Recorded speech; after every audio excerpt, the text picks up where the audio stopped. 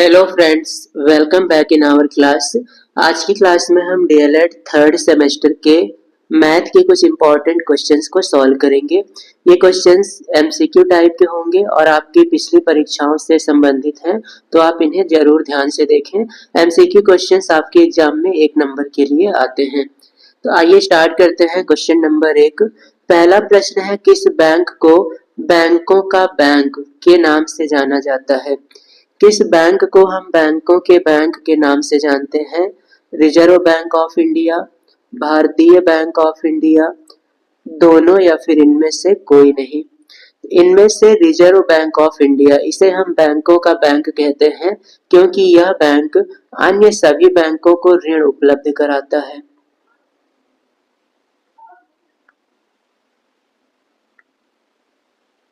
जैसे हम जाते हैं बैंक के पास लोन लेने, ऐसे ही सभी बैंक लोन के लिए जाते हैं आरबीआई के पास।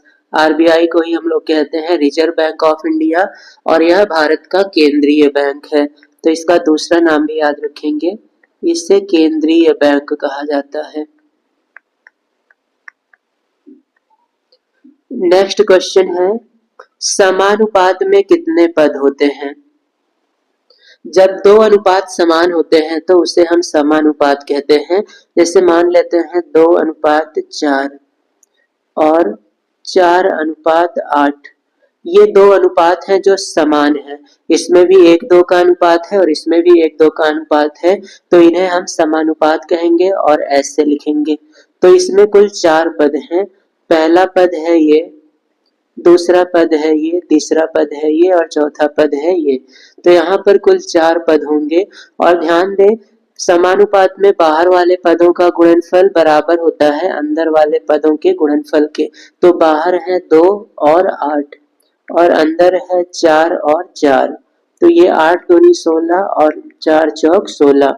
समानुपात के केस में बाह्य पद और आंतरिक पद दोनों का गुणनफल समान होता है। तो यहाँ पर 4 पद हमारा सही जवाब होगा। नेक्स्ट क्वेश्चन की ओर बढ़ते हैं।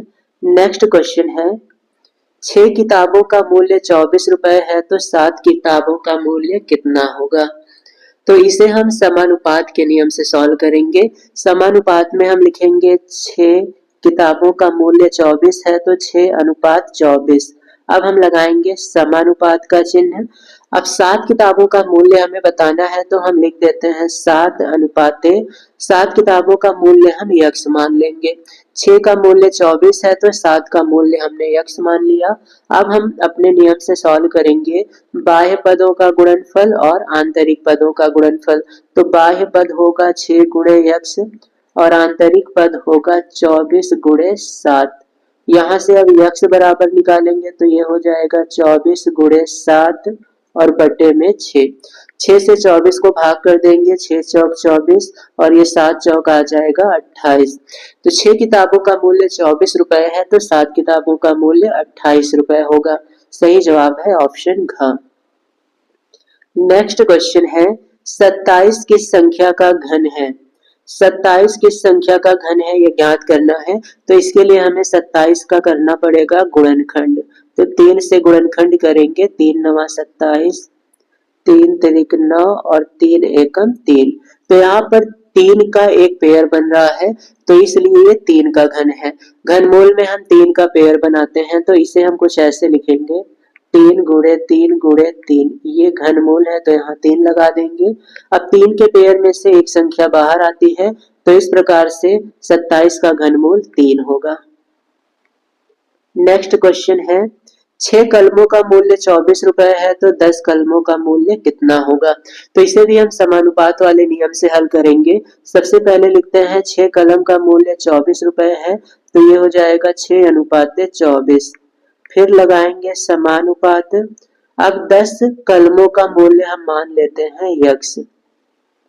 तो 6 का मूल्य 24 है तो 10 का मूल्य हमें निकालना है। अब हम यहाँ पर बाह्य पदों का गुणनफल और आंतरिक पदों का गुणनफल कर देंगे बराबर। तो बाह्य पद 6 और यक्ष, 6 गुणे यक्ष और आंतरिक पद है 24 गुणे 10। अब यहाँ से यक्ष बराबर हो जाएगा 24 गुणे 10 बटे में 6। 6 से 24 को काट देंगे, 6 चौक 24, 10 और 4 का गुणा हो जाएगा 40 रुपए। तो इस प्रकार से यक्स अर्थात यक्स का मान 40 आया। यक्स हमने माना था 10 कलमों के मूल्य को, तो 10 कलमों का मूल्य 40 रुपए होगा।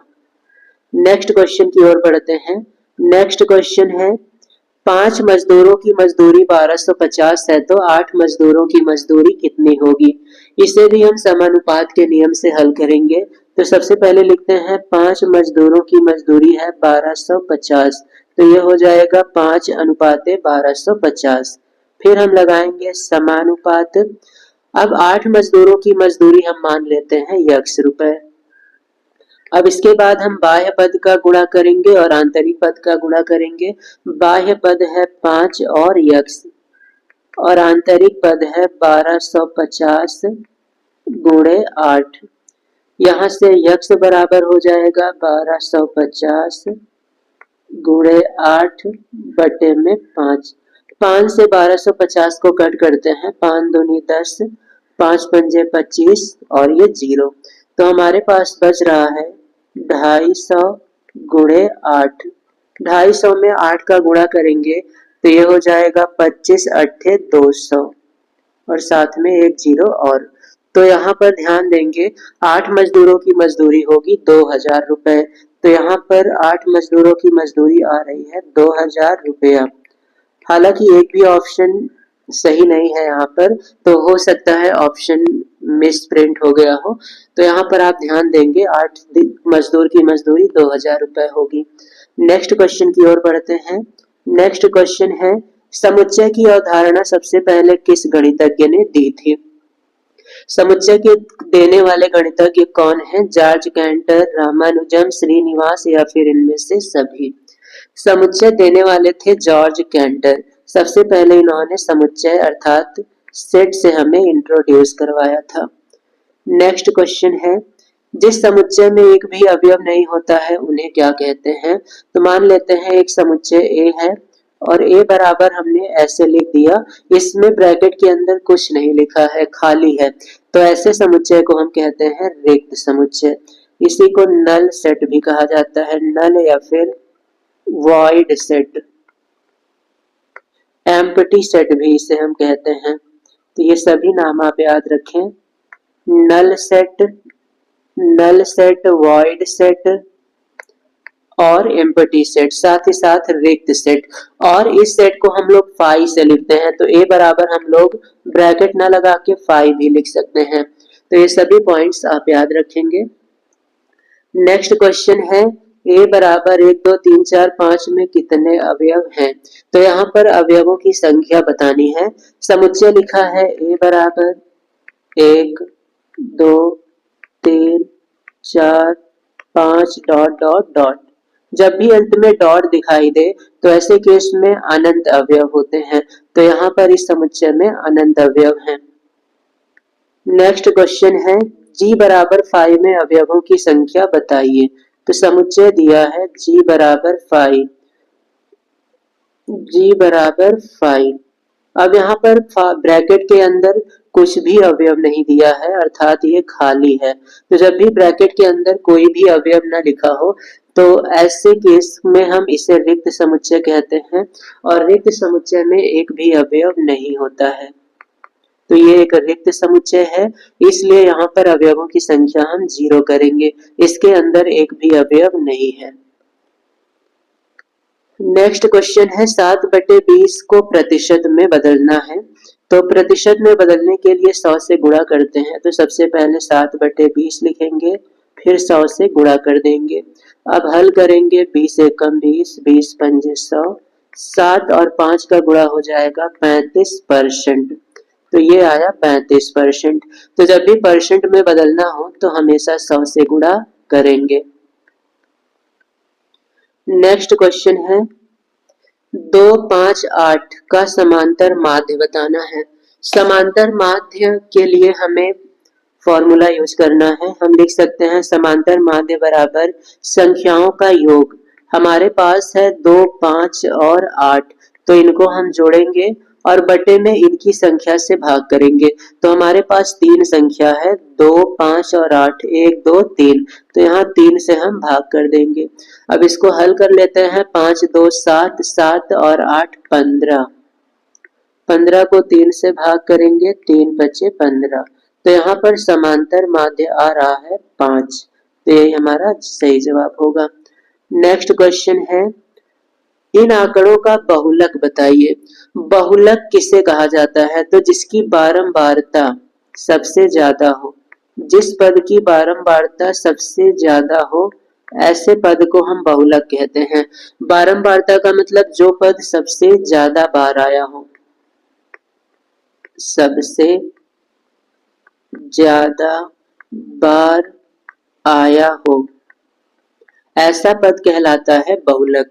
तो इन आंकड़ों में हम अगर ध्यान दें तो 30 1, 2, 3 और 4 बार आया है। तो 30 सबसे ज्यादा बार आया है, तो यहाँ पर बहुलक होगा 30 और अन्य कोई भी संख्या 4 बार नहीं आई है। नेक्स्ट क्वेश्चन है, इन आंकड़ों की माध्यिका बताना है। माध्यिका निकालने के लिए सबसे पहले हमें इन्हें आरोही या अवरोही क्रम में लिखना होगा। तो सबसे पहले हम छोटी संख्या लिखेंगे जो कि है 8। 8 के बाद बड़ी है 9। 9 से बड़ा है 12। 12 से बड़ा है 13 और 13 से बड़ा है 15। अब यहाँ पर पदों की संख्या 5 है। n बराबर है 5 और ये 5 विषम है। तो माध्यिका निकालने के लिए विषम वाला फॉर्मूला हम यूज करेंगे। तो माध्यिका बराबर होता है, विषम की केस में माध्यिका का फॉर्मूला होता है n प्लस 1 बट्टे 2 वह पद। ये विषम के केस का फॉर्मूला है। n का मान 5 है तो लिखेंगे 5 प्लस 1 बट्टे 2 वह पद। अब इसे हम हल करेंगे तो हमें मिलेगा 5 और 1 6। 6 को 2 से भाग करेंगे तो 3। तो यहाँ हो जाएगा तीसरा पद। तो यहाँ पर माध्यिका होगा तीसरा पद। तो हम देखेंगे तीसरा पद कौन सा है। तो 8 है पहला पद, 9 है दूसरा, 12 है तीसरा, 13 है चौथा, 15 है पांचवा। तो तीसरा पद है 12। तो यही यहाँ का माध्यिका होगा। तो हमारा सही जवाब होगा 12। नेक्स्ट क्वेश्चन है, किसी अर्धवृत्त में स्थित कोण कितने डिग्री का होता है? अर्धवृत्त का कोण, मान लेते हैं ये एक वृत्त है और ये है इसका व्यास ए बी। अब इस व्यास से हम अर्धवृत्त चाहे ऊपर और चाहे नीचे कोण बनाएंगे। इधर भी हम कोण बना सकते हैं। तो ये अर्धवृत्त वाला कोण कितने डिग्री का होता है? ऐसे हम और भी कोण बना सकते हैं। जैसे मान लेते हैं कि एक कोण हम यहाँ से बना देते हैं ये, तो ये भी अर्धवृत्त का कोण है। हम नीचे साइड एक कोण ऐसे बना देते हैं, ये भी अर्धवृत्त का कोण है। ये सभी कोण 90 डिग्री के होते हैं। तो ये सब कोण 90 डिग्री का होगा। अर्धवृत्त में बना कोण 90 डिग्री का होता है। तो सही जवाब होगा 90 डिग्री। नेक्स्ट क्वेश्चन है, एक बेलनाकार खंभा 7 मीटर ऊंचा है और उसका व्यास 12 सेंटीमीटर है, तो उसका आयतन कितना होगा? तो यहाँ पर ऊंचाई दी गई है 7 मीटर। 7 मीटर, मीटर को हम सेंटीमीटर में बदल लेते हैं क्योंकि व्यास सेंटीमीटर में है। तो ये हो जाएगा 700 सेंटीमीटर। व्यास 12 सेंटीमीटर है तो त्रिज्या व्यास का आधा होगा। तो 12 का आधा हो जाएगा 6 सेंटीमीटर। अब हम आयतन का फॉर्मूला लिखते हैं। V बराबर होता है पाई आर स्क्वायर एच। पाई का मान होता है 22/7। आर स्क्वायर, आर का मान त्रिज्या है तो 6 गुणे 6 लिखेंगे और ऊंचाई है 700 सेंटीमीटर। यहाँ 7 से 7 को काट देंगे तो हमारे पास बचेगा अब 22, 6, 6 और 100।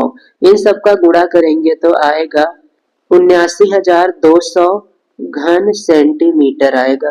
तो यही हमारा आंसर है। तो सही जवाब होगा ऑप्शन का। इस क्वेश्चन का सही जवाब है ऑप्शन का। नेक्स्ट क्वेश्चन है, एक घन की कोर 4 सेंटीमीटर है तो उसके कोरों की संख्या।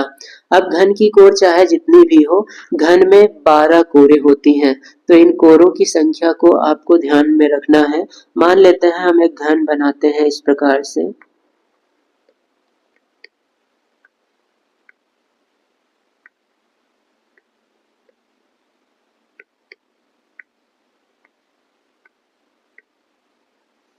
अब अगर यहाँ पे आप ध्यान देंगे तो ये 4 लाइनें नीली वाली हैं, ये 4 लाइनें नीली वाली हैं, तो ये हो गई 4 कोर। अब इसके बाद गुलाबी रंग की 4 लाइनें हैं, 1 2 3 4, ये 4 कोर और हो गई। और इसके बाद हरी वाली 4 लाइनें हैं, 1 2 3 4, तो ये टोटल 12 कोरें हो गई हैं, जो कि आपको चित्र में स्पष्ट दिखाई दे रहा है।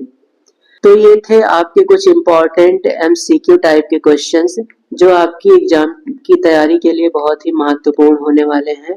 तो आप इन्हें अच्छे से तैयार करें, और साथ ही साथ अगर आप इन डेली क्लासेस की पीडीएफ्स प्राप्त करना चाहते हैं तो आप हमारे टेलीग्राम चैनल को ज्वाइन कर सकते हैं, जिसका लिंक आपको डिस्क्रिप्शन में मिल जाएगा। और साथ ही साथ अगर अभी तक आपने हमारे चैनल को सब्सक्राइब नहीं किया है तो सब्सक्राइब कर लें, ताकि हमारी डेली आने वाली क्लासेस की अपडेट्स आप तक पहुंचती रहे।